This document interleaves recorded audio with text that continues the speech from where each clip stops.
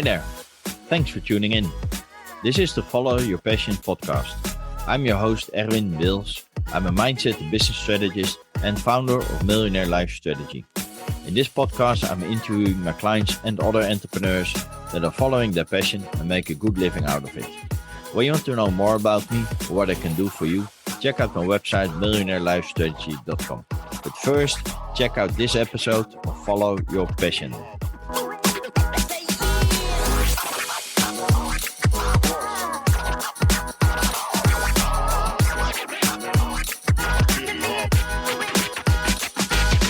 Hello, everybody, and welcome to a new episode of Follow Your Passion. Let me introduce my guest of today. Her name is Andrea Trank. She's the founder of Heaven Lane Healing and Creative Arts. Andrea is an integrative medicine and health coach, yoga teacher, former college science professor, and jewelry designer. Her background is as eclectic as her jewelry designs. She has 3 advanced degrees from the University of Virginia in communications, science, and education. She was a radio and TV news reporter, a PR consultant, a college and high school science instructor, and now a certified integrative medicine health coach and yoga teacher.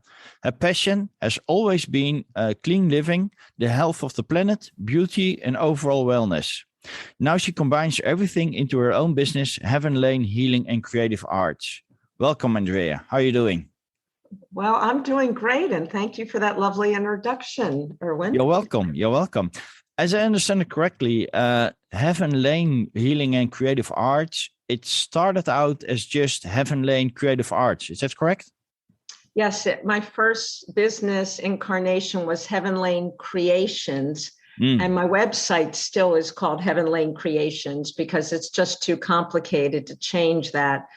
But I live on Heaven Lane, and I was creating jewelry at that time, which was part of my healing process from some of the illnesses that I went through. Nice. Isn't it amazing that you're living on Heaven Lane? I think it's pretty amazing. I'm not planning to move. No, I can imagine that. So take me through the healing part. When did the healing come into your business?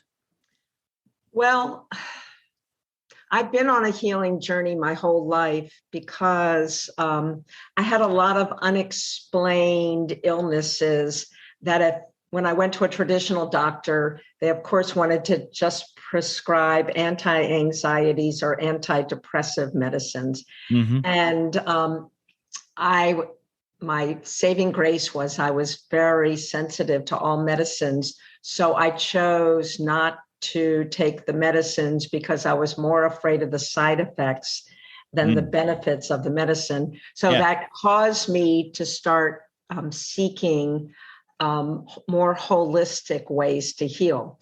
And really the first thing I discovered was making jewelry because it was a very meditative art for me. And when I sat making jewelry, my anxiety lowered. I got myself into this just this place of peace and calmness.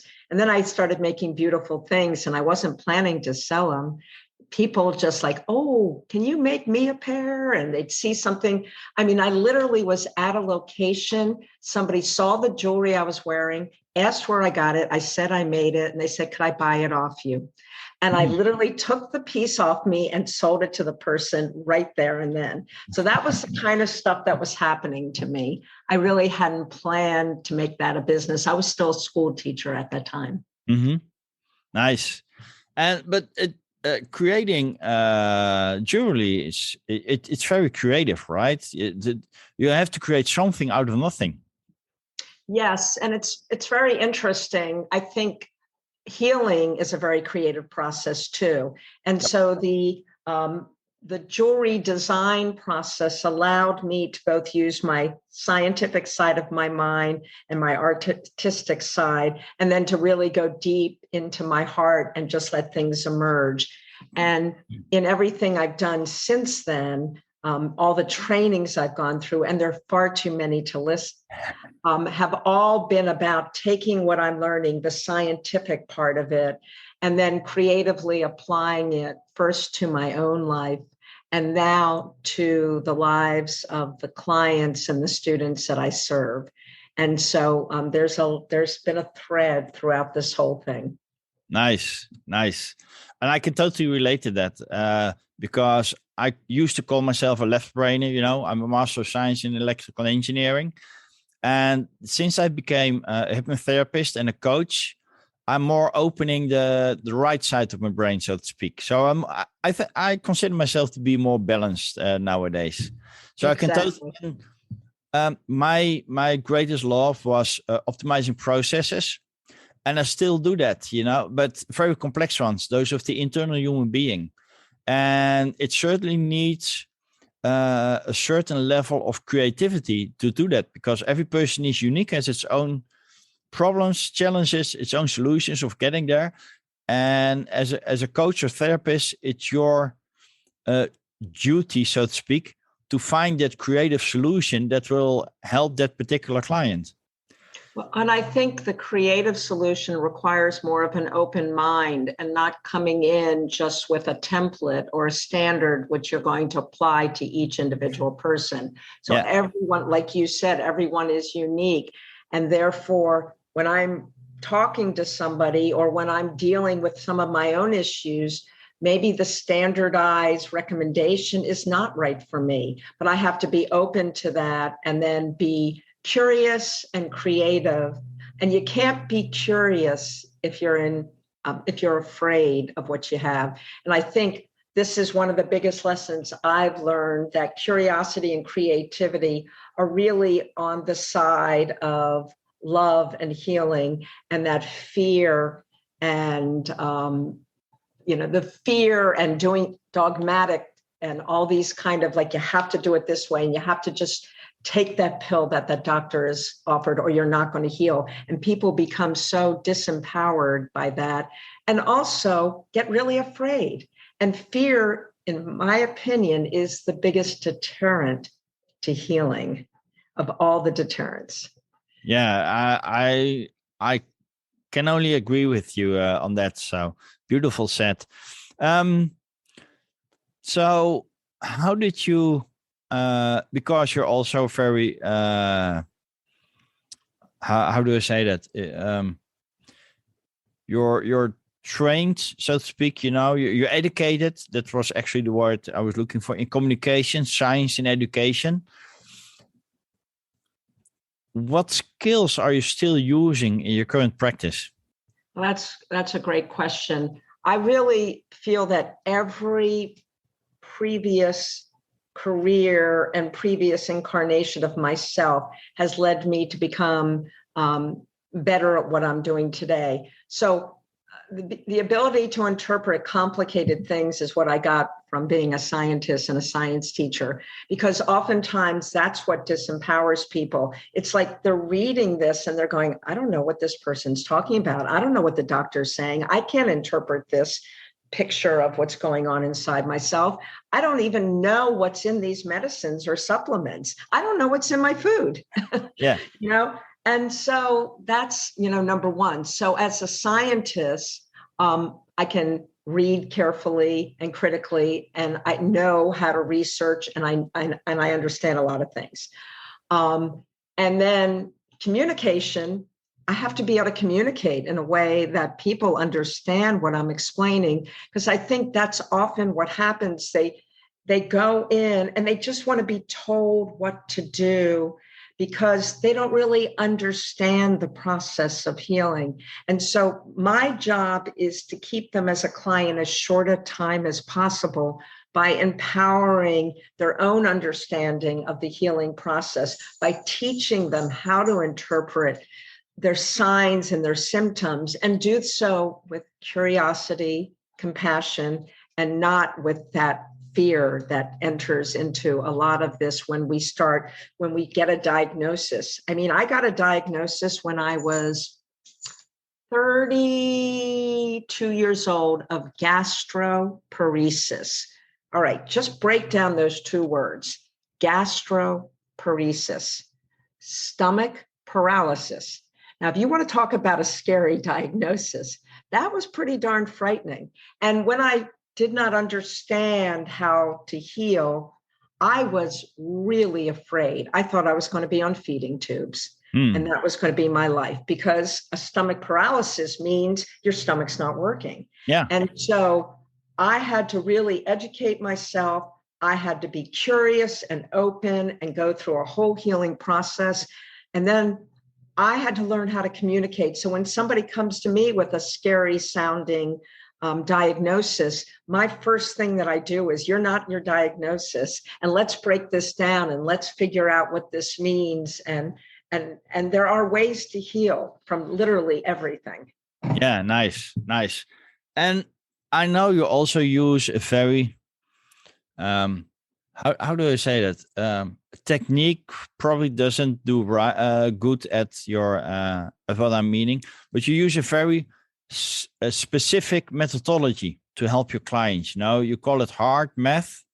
Yeah, hard math is not mine. It's an internationally known 30-year system of healing. And the heart math tools have and the reason I like them so much is they have over 400 studies that have been conducted on their efficacy. So the heart math tools are all about regulating your nervous system and getting your heart and brain to start syncing up. And let me explain this way. So oftentimes during a normal day, people are going fast, slow, fast, slow. It's like having a foot on a accelerator and on a brake, fast, slow. And their system inside, and we can look at this through a biofeedback device, looks a lot like an earthquake Richter scale kind of thing. It's jaggedy, it's not smooth, which means our heart rate is going up, and then it's got to come down, and then it's going up, and then it's got to come down. And this affects our ability to think. This affects our blood pressure. This affects the release of our hormones. It affects our nervous system. So all these systems are working against each other when we can't get our heart rate variability and our brain to start syncing up. And so heart math is a system of tools based both on breathing and based on activating what we call uplifting emotions to entrain our rhythms of our heart with our brain waves, our nervous system, our blood pressure, our endocrine system, and our hormone system. And so it is a physiological process that has amazing benefits, because what it does is it creates a new baseline inside your body. And when you have a new baseline inside your body, then you are less like anxious, depressed, overwhelmed, stressed, and all those things, as we know, play into modern day illnesses. I mean, it's the biggest factor in modern day illnesses. Yeah. Our genetics is less than 10%. A lot of it is lifestyle and stress. Yeah, of course. So would I do honors to the system to summarize it as the heart methodology is aligning the brain and heart so that you're more balanced as a human being? Yeah, that's a very it's a simple way to say it. I would say the heart first, and I'll tell you why. Because the heart sends, believe it or not, more signals up to the brain than the brain sends down to the heart through something called your vagus nerve. And your vagus nerve, there's a lot of research these days on how the vagus nerve is controlling so many of what are known as our autonomic processes. So those are the things that can go on their own, but we can actually also make them more efficient. And so the heart, and in our normal lives, we forget to focus our breathing and our attention on our heart. We're very head-centered. So when we're head-centered, we might be in the part of the brain, which is the reactive part of the brain. And when you start syncing your heart up to the brain, all of a sudden you're syncing it up to the higher thinking part of the brain. And it's called cortical facilitation. When we're not synced up, which is most of us most days, unless we are practitioners of some of these techniques and tools, and yoga does a lot of the same things too, and meditation and taking walks in nature and a lot of other practices. But I liked this practice because it was modern and it was science-based, even though it was based on the old traditions, because a lot of times people are reluctant to try a 3,000-year-old tool, but they're more interested in trying a tool that we have a lot of scientific research studies on. Yeah, definitely. But the fact is, the heart, so we put the heart first. The heart is communicating to the brain. When it syncs up with the brain, it does shift what part of the brain that you're using. Rather than the amygdala, it's going now through the thalamus, which is now sending out signals to your cortex. And so now we're getting the middle brain involved, the smarter brain instead of our more primitive frontal brain. Yeah, nice. I'm now 7 years entrepreneur, focusing on the mindset and stuff like that. And before I met you, I never heard of the heart methodology, but it sounds great, and it's what you say. If you're comparing like Western medicine against Eastern medicine, the Western medicine is maybe about 150 years old, I guess, something like that. And they call it the proven medicine, while the Eastern medicine, that's like 2-3 centuries old. More than that, 5,000 years old, 10,000 years old. And they call it alternative because they can't prove the working of it, right? Right. Well, and it's like acupuncture, right? They don't know how it works. So it's alternative medicine, says a medicine world that's only been around for like 150 years. And yes, I do see the irony in that as well, Erwin. But I think a lot of it is a misunderstanding of the branches of science. The branch of science that most of modern medicine is based on is experimentation, written down experimentation, very controlled experiments. The people 5,000 years ago were also using science. They were using observation. They were also experimenting on themselves. They may not have had pharmaceuticals. They may not have had modern microscopes and things like that, but they were conducting experiments, and they were using probably the biggest way that we learn science, which is observation. Inquiry and observation. You get curious about something, and then you observe. And really, those are the basis of science, As a science teacher, that's what I taught my kids. Yeah, wonderful. And it's beautiful that you can explain something that people find it hard to understand in layman terms. So, by using metaphors, stuff like that the average person can understand it as well. And that's what you said, you're actually trying to make yourself obsolete so that your clients are able to heal themselves more or less. Exactly. And that's beautiful. Yep.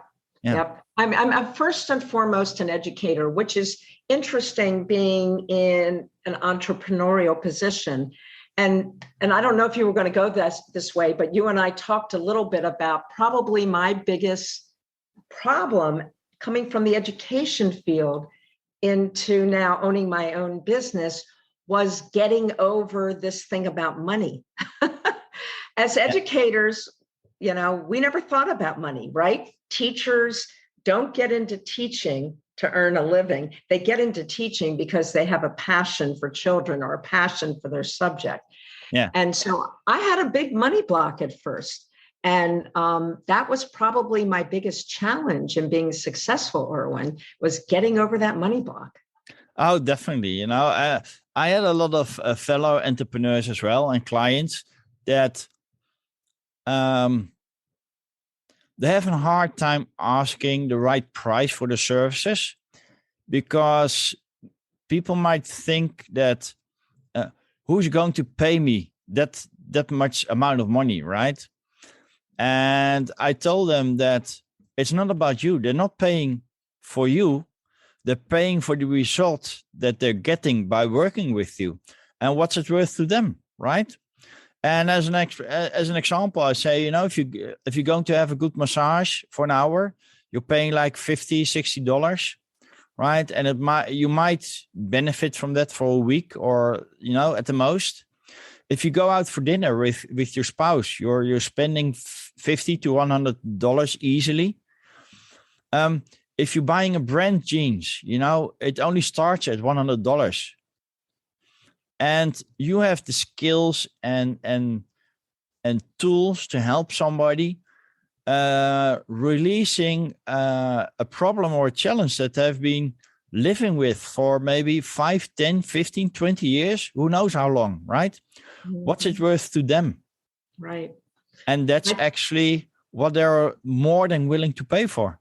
Yeah, no, it's a very good point. And I think, when you're in this so-called, I don't want to call myself being in a spiritual business, but it's a heart business, right? And oftentimes you feel like money is the opposite of being heart-centered.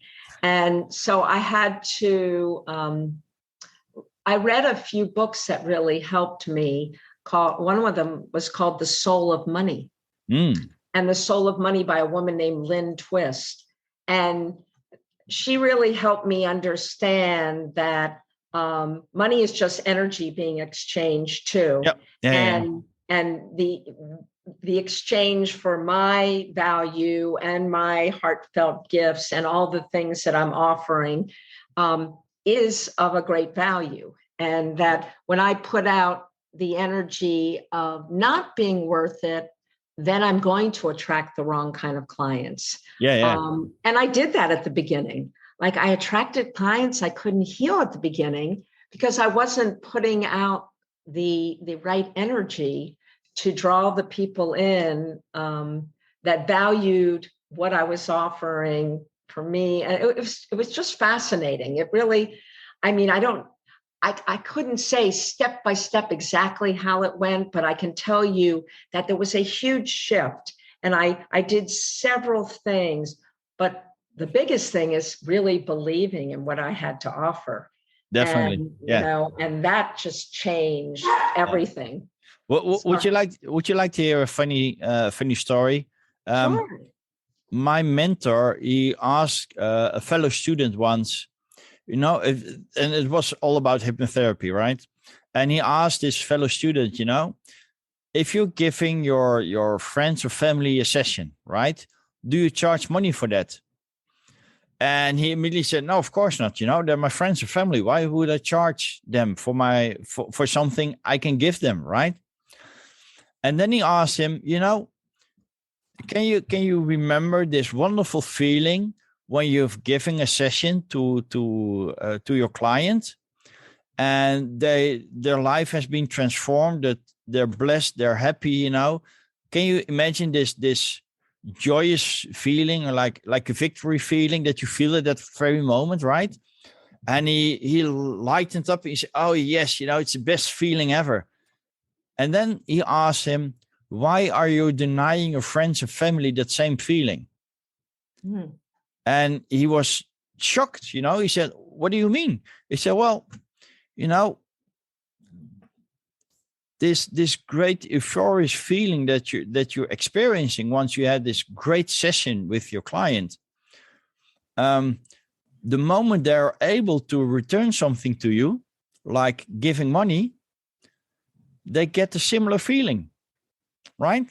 Mm-hmm. And you're denying that. So you're denying them that feeling. You're creating an IOU that they're unable to fulfill. Really interesting perspective. Yeah, I love and that that. made him think, and if you look at it, it's true. You're giving something, but you're not accepting a gift in return. Mm-hmm. And it doesn't always have to be money, right? It can also be another service. I could help you, and you could help me with your expertise. Mm-hmm. But denying something to give in return, you're actually doing them a disservice. And it's very interesting point of view to look at it that way. I like that. I really do like that. I'm going to have to even process that more, because I think I hadn't thought of it that way. But I still don't think I can charge my husband. No, but he can return the favor with so many other things, right? Like doing the dishes. Exactly, cleaning the house. Who knows what he can what all he can do? But it's about I would say almost say reciprocity, right? Returning the favor. And that's money is, it's never the goal, but it's the result of the value you add, right? Mm-hmm. And it's just it's a tool for exchanging, right? Exactly.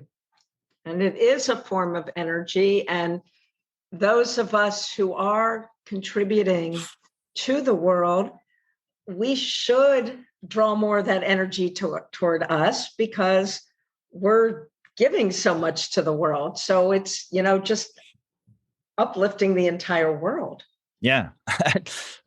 Just a funny story that I remember from one of the persons I worked with, that she was a therapist herself, and she dealt with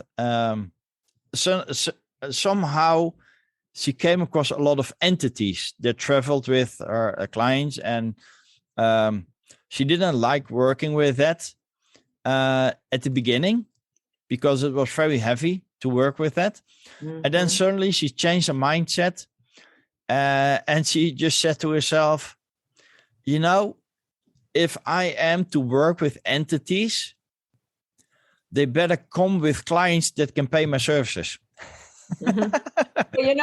When you were talking about this, the other thing that I just thought of, which is a heart math-based principle, is when we are in our heads, then we will start thinking about all the negative things about it. The minute we shift to a heart, what would the heart say about this? The heart said that if I put myself out and do this work and do it well and put this energy out, and I get paid well, then I'm in a good place.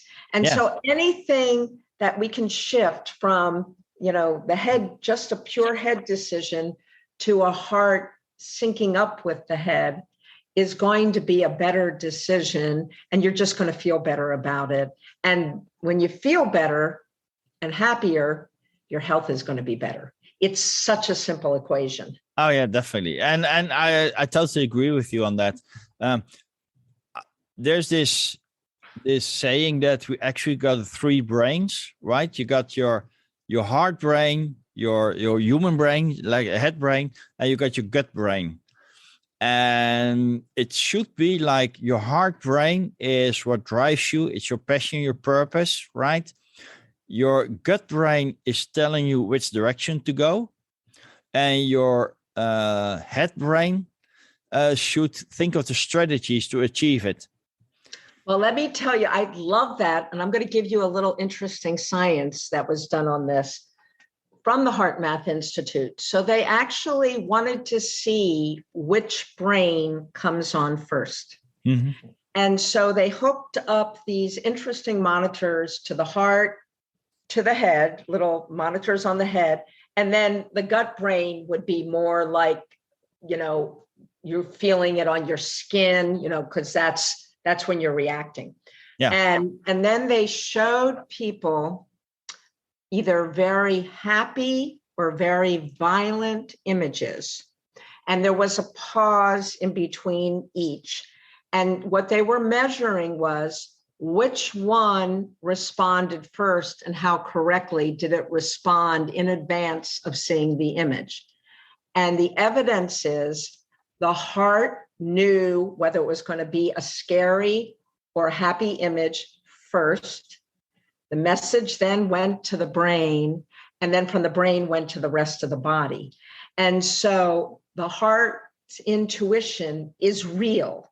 The heart has about 40,000 neurons in it, but these neurons are very tuned in to what is going on in the world.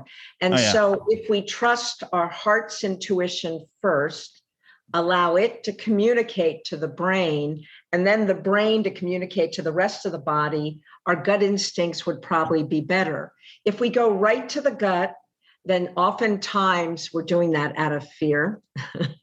Yeah. And if we go to the brain has a lot of mechanisms in there that are designed for safety, because they have such strong memories of past traumas.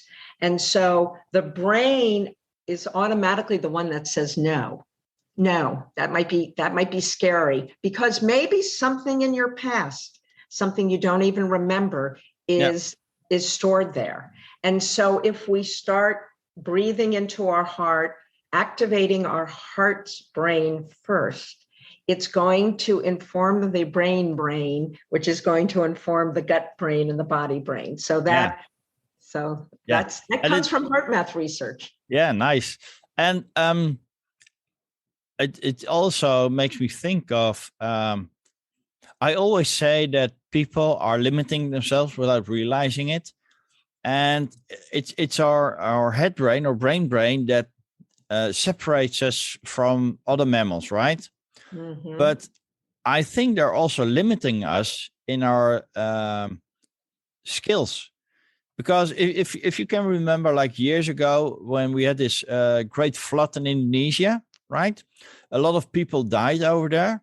But if you look at how many wild animals died in that same flood, they're very, very little. Almost no animals died.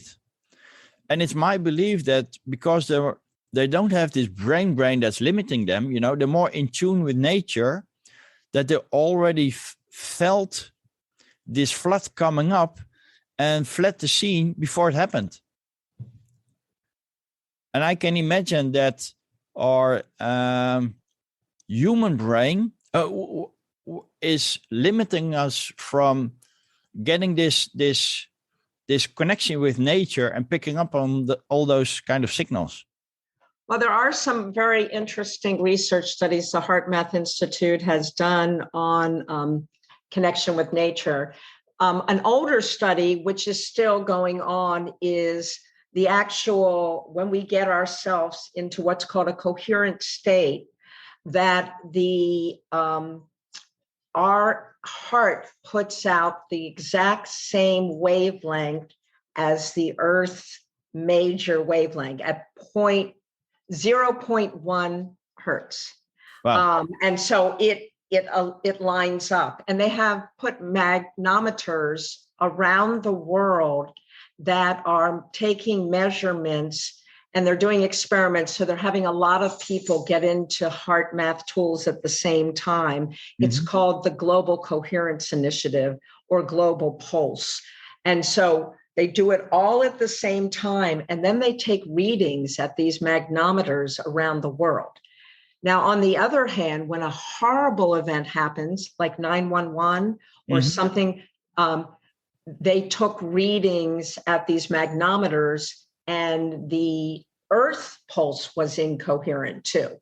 So whether or not, because the Earth pulse was incoherent, people became incoherent, or the incoherence of what was going on affected the Earth. So there's definitely a connection there.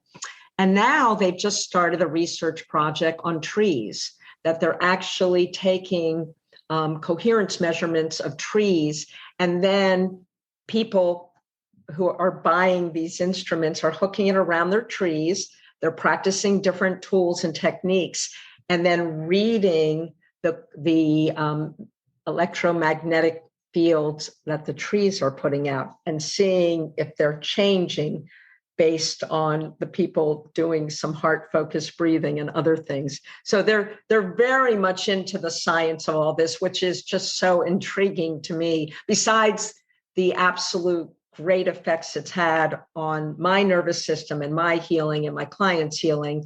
I love the futurist science part of it on, adding to the healing of our planet and why it's important to care about our planet as well. So yeah, nice. Well, you already touched a little bit on it, but could you share some success stories from your clients that you truly transformed or helped using those methods you're using? Well, I like to use myself first because I will tell you that I did everything to heal my gut issues, my anxiety, and my autoimmune disease. I changed out my water system. I got rid of all plastic use. I stopped using aluminum foil. I only used special pans that were safer. I changed all my food sources to organic. I didn't go out to restaurants. I did yoga every day. I slept every day. And I could just go on and on. I changed out my cleaning products. I stopped coloring my hair. I stopped wearing nail polish. So I did all of these things and I still wasn't healed. And then I realized the reason I wasn't healed is my heart and brain were not in a healing state and my nervous system wasn't in a healing state. So that was the missing component. So the heart math practices put me over the edge of healing. And many people who know me know that it's not until I added heart math to my toolbox that I, really started reversing a lot of the signs and the symptoms of the various things I was suffering from. So what happened to me now when I deal with clients, I don't start with change your diet, change this, change that, because number one, that puts them into a more anxiety-ridden state or a fearful state. I start with teaching them the heart math practices so that they can learn to re-regulate their nervous system and get calmer. And then when they're ready, then I say, okay, let's look at what you're eating. And when you get into your heart, does this feel like the food that you're eating is supporting your health? And then they start being more open to making these changes because their heart and their brain are aligned instead of being so afraid that these changes are going to wreck their life or poor, pitiful me, or I'm being deprived. So it's a completely different way of approaching healing to get your heart and your brain aligned and your nervous system back regulated. And then all these decisions become things of, I'm curious, will this help me? And if it doesn't, okay, I'll try something else instead of, I can't heal, something worse is happening to me. Yeah, I can totally relate to that. And also, if let's for instance take it as an example that changing your diet, right? And you are changing your diet and you're are not seeing the results you're expecting from that, you might still be afraid that you did something wrong or it's not working for you, or you're or you're the exception on the rule. So why is it happening to me? Why am I not healing? Stuff like that. And that's indeed what you're saying. It's fear-based. Exactly. By the time people have come to me, they've been through so many different doctors, so many different plans. They're already in overwhelm. And the last thing I want to do is pile on another suggestion. So I'm not even going to make a suggestion to them until I see where they are, how they feel, what's the emotional landscape? What's the nervous system landscape? What do they, how are they thinking about all of this and changing their mindset and everything? So it's really a very different approach to healing. Yeah, and I love it. Yeah, it's the same with hypnotherapy as well, that you go to the root cause of the issue. You're not dealing with the coping mechanisms, right? Yeah, exactly. Yeah, beautiful. So do you also have some funny stories you could share from your clients? Funny stories from my clients. Well, I try to I have to think about this. Again, the people who come to me are really at wit's end. So I'm not, and I'll give you a funny story of a client that I failed with early in my career. She came to me and I tried helping her clean up her diet and do things like that because she wasn't feeling healthy and she wanted to get thin, to get married and da-da-da-da-da. And about 6 months into working with me, she said, I want my money back. And I said, why? She said, because I'm not following any of your advice. I was like, okay. So I was like, okay, all I can do is lead the horse to water. I can't make anybody drink. And that was a huge learning experience for me because I realized that's why I wasn't going to lay on advice until I really got them to get in touch with why they're doing this. Do I really want this? And obviously she didn't really want it at that time. It's like, and it's actually, it's both a funny story, but a great learning as well, and we've all been through those situations, especially when you're starting. yes. And it's actually, well, I'm not doing anything what you're saying, so I want my money back.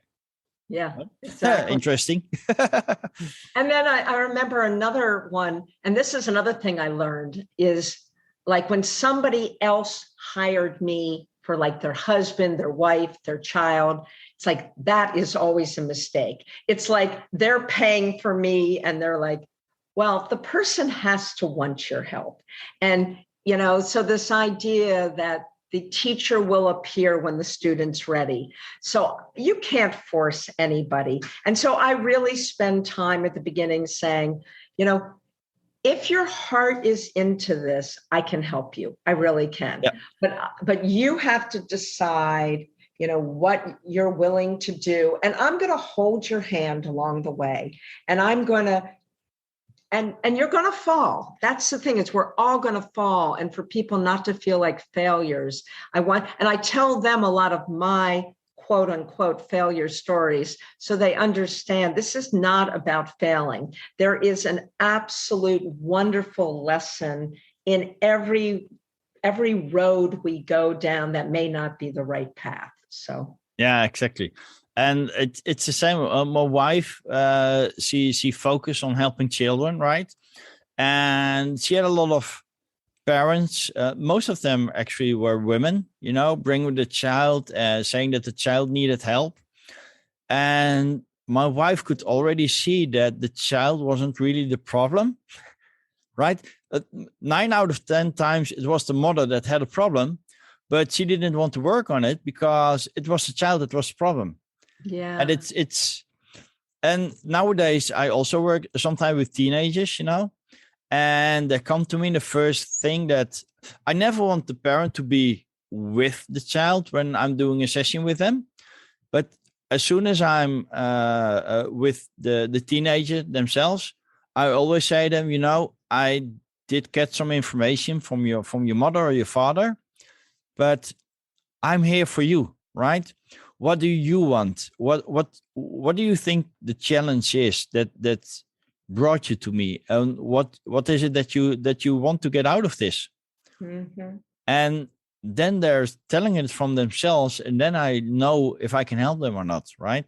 Right. But I never say, your mother said this, so we're going to work on this. And I always said, your mother gave me some information, but I want to know what you think the issue is, or that I can help you with.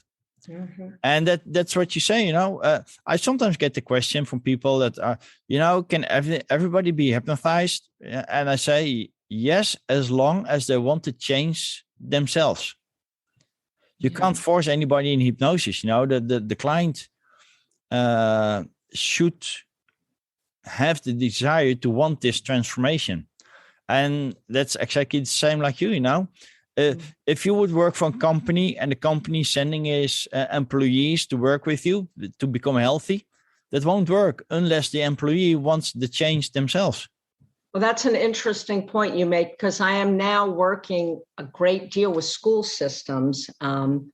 And oftentimes when you first approach these teachers, the burned out teachers, they're burned out, they say, because the kids are so misbehaved in the classroom. And so they want you to help them, control the behaviors of the students. Mm-hmm. And it's hard, but very important for them to learn that it's their own state that is going to affect the climate of the classroom. And their own state is what's causing their illness.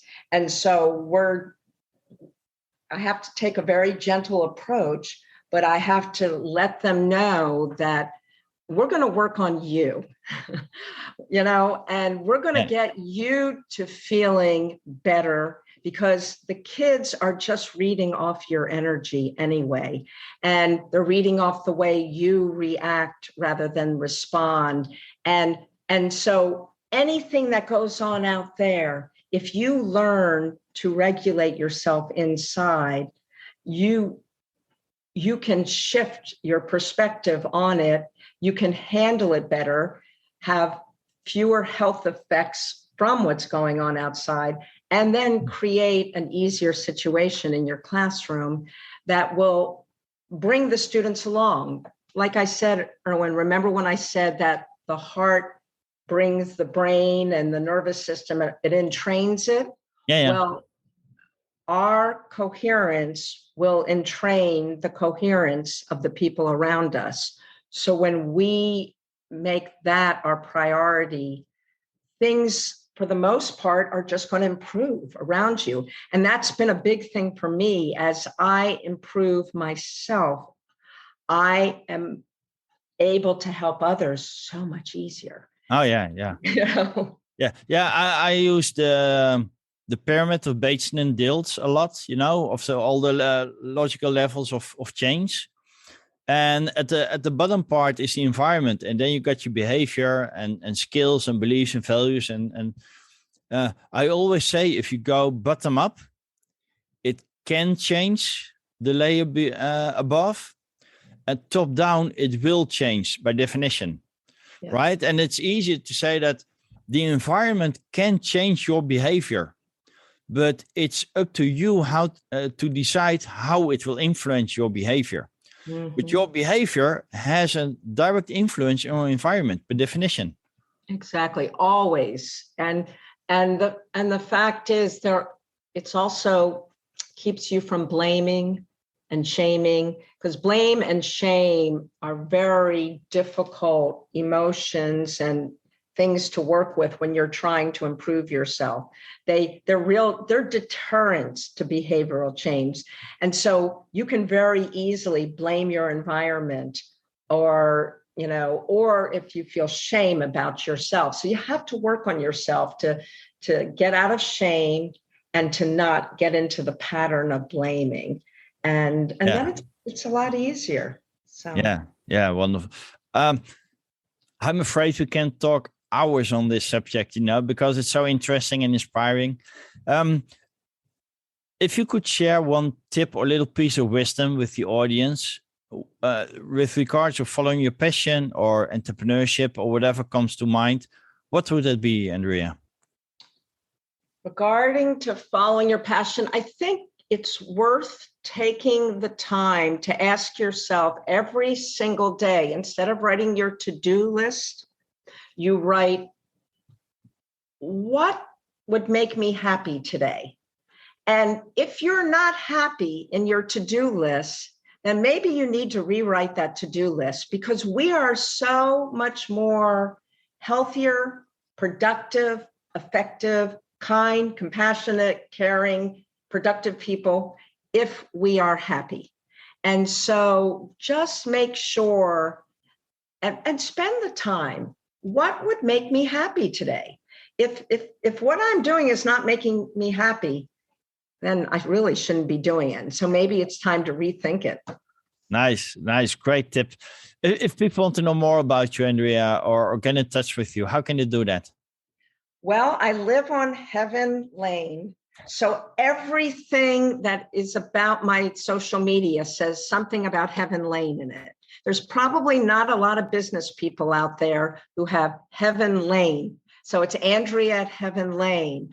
Facebook is Heaven Lane.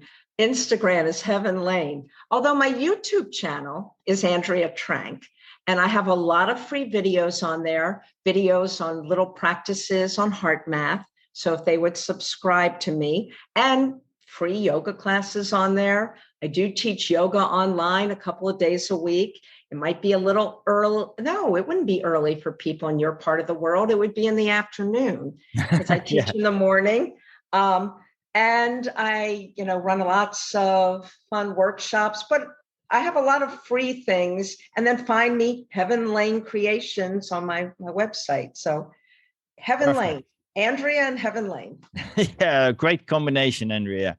Great. I loved our conversation. It's very inspiring, and very informative as well, and this heart math, I think it deserves more visibility to the world, because I truly think that it's an added service that could truly help a lot of people. So thanks again for being my guest in my show.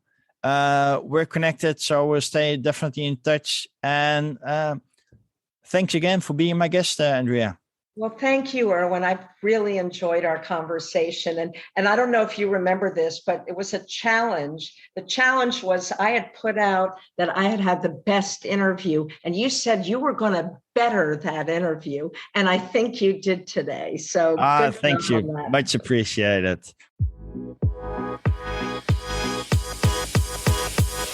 I hope you liked this episode. Make sure to check out the other episodes, because each one is filled with interesting and inspiring stories and energy. Are you following your passion as well and make a good living out of it? Contact me and you could be my next guest. Would you like to follow your passion but are not there yet? Check out my website millionairelifestrategy.com and book an appointment to discover what I could do for you. Don't forget to share the podcast with your friends so that they get inspired as well.